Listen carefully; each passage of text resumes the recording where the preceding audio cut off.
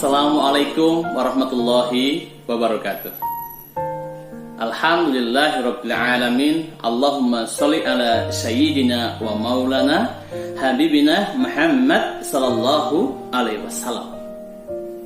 Anak-anakku yang soleh-solehah dimanapun kalian berada, alhamdulillah kita berjumpa kembali dalam cerita perjalanan hidup teladan kita Rasulullah Muhammad sallallahu alaihi wasallam.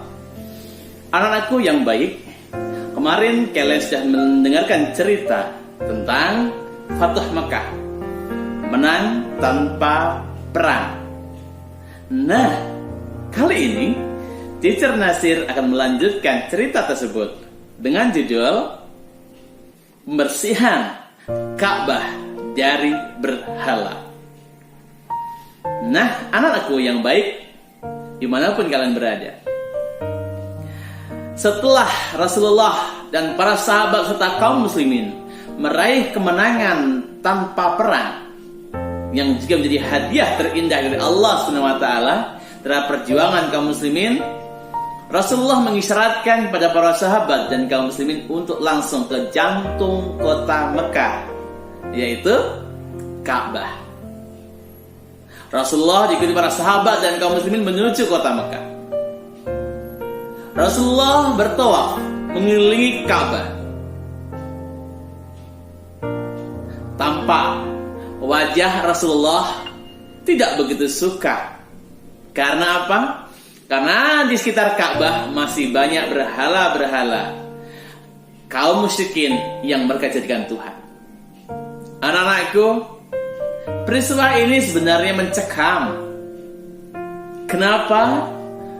Karena kaum musyrikin tidak ada yang berani keluar. Mereka berada takut dan cemas terhadap kedatangan kaum muslimin dan Rasulullah kota Mekah, sehingga mereka tidak berani melakukan perlawanan. Namun lagi-lagi Rasulullah tunjukkan bahwa Islam adalah agama yang welas asih, agama yang penuh cinta.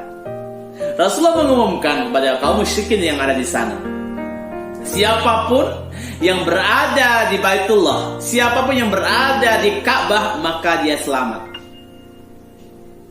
Dan Rasulullah melanjutkan, dan siapapun yang berlindung berada di rumahnya Abu Sufyan, maka dia selamat.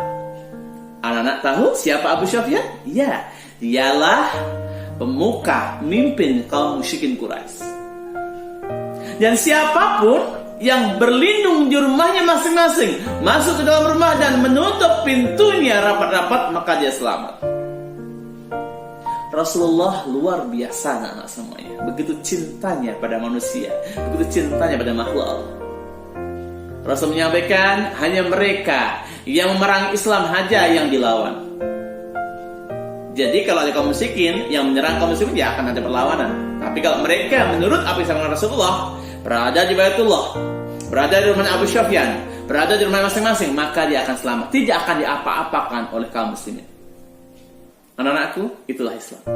Selanjutnya Rasulullah SAW mengisyaratkan kepada para sahabat dan kaum muslimin untuk membersihkan Ka'bah dari para berhala itu. Satu persatu berhala-berhala tersebut dihancurkan dan dibersihkan dari Ka'bah yang mulia itu.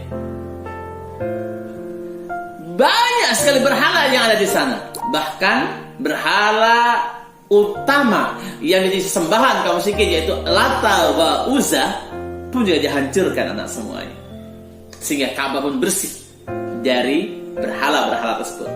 Kalian tahu anak-anak, berhala-berhala itu terbuat dari apa?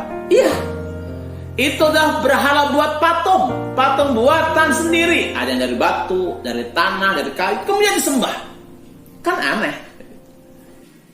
Nah, setelah bagian luar bersih, Rasulullah menatap pintu Ka'bah. Rasul juga enggan masuk ke dalam Ka'bah itu. Kenapa? Karena beliau tahu di dalam Ka'bah itu juga ada berhala-berhala lain yang disembah oleh para kaum musyrikin. Akhirnya apa? Berhala-berhala tersebut juga dibersihkan oleh Rasulullah dan para sahabat serta kaum muslimin. Dibersihkan. Rasul memurnikan kembali bangunan suci itu yang dibangun oleh Nabi Ibrahim, Nabi sebelumnya. Maka sejak saat itu anak semuanya, kali pertama Ka'bah kembali suci, bersih dari kemusyrikan, berhala-berhala dihancurkan dan bersihkan. Nah, kemudian Rasulullah memanggil salah satu sahabat Nabi yang bernama Utsman bin Hafid. Beliau umumkan bahwa beliau akan menjadi juru kunci Ka'bah yang menjadi penjaga pintu Ka'bah. Selanjutnya Rasulullah SAW memanggil sahabat yang lain yang terkemuka, yaitu Bilal bin Rabah, untuk naik ke atas Ka'bah mengumandangkan azan. Allahu Akbar, Allahu Akbar. Suara indah Bilal berkumandang dari atas Ka'bah dan masuk ke seluruh penjuru kota Mekah. Kaum musyrikin yang semulanya berada dalam rumahnya masing-masing, berada di rumah Abu Sufyan pun keluar. Mereka berbondong-bondong menuju Ka'bah. Mereka berbondong-bondong mendekati Rasulullah. Mereka berbondong-bondong mendengar suara azan, menuju sumber suara itu. Mengapain? Mereka menyatakan bertaubat anak-anak. Mereka menyatakan diri masuk Islam. Maka pada saat itu hadiah luar biasa kembali diberikan oleh Allah SWT kepada Rasulullah dan kaum muslimin. Pada saat itu ratusan kaum muslimin ditambah lagi kaum musyrikin yang bertobat melaksanakan salat berjamaah bersama Rasulullah SAW. Ini luar biasa. Kali pertama Ka'bah dijadikan sebagai tempat salat dengan jamaah yang luar biasa. Nah, semuanya demikian kisah di antara perjalanan hidup Rasulullah tentang pembersihan Ka'bah dari berhala-berhala. Pelajaran apa yang kita terima anak-anak?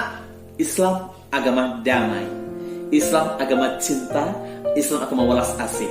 Lihat, ketika kaum musyrikin tidak ada perlawanan, Rasul mengumumkan siapapun yang berada di rumahnya, siapa yang berada di rumah pimpinannya, siapa yang berada di Masjidil Haram, di Mekah, di Ka'bah, maka dia selamat. Nah, semuanya ayo jadilah pribadi yang penuh kasih dan sayang. Demikian cerita di Ternasir. Sampai ketemu di cerita-cerita selanjutnya. Assalamualaikum warahmatullahi wabarakatuh.